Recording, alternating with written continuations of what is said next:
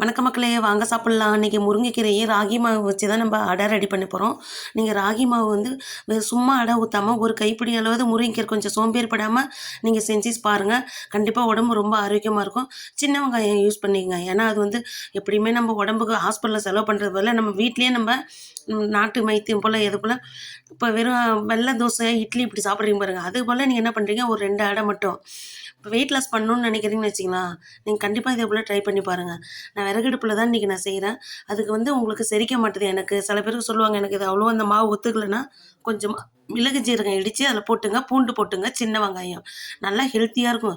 நான் weight loss பண்ணுறேன், இல்லை எனக்கு டயட் கண்ட்ரோலாக இருக்கணும்னு நீங்கள் ஒயிட் ரைஸ் அதிகமாக சேர்த்தனால நம்ம அதிகமாக சுகரு, பிபி எல்லாமே வருங்க. நீங்கள் ஒரு 2 தோசை டெய்லி சாப்பிட்னாலும் வாரத்துக்கு 2 டைம் எடுத்துங்க. ராகி மாவு, சப்பாத்தி மாவு, அதுக்குன்னு கம்பு இருக்குது பாருங்கள். இது போல் ஏதாவது 3 வேளை ஒரு டைமாவது வாழை இலையில தான் செஞ்சுருக்கேன். அந்த இலை எப்படி இருக்குது பாருங்கள். நீங்களும் கண்டிப்பாக இதே போல் ட்ரை பண்ணி பாருங்கள். பிடிச்சிருந்தா லைக் பண்ணுங்கள், ஷேர் பண்ணுங்கள், சப்ஸ்கிரைப் பண்ணுங்கள்.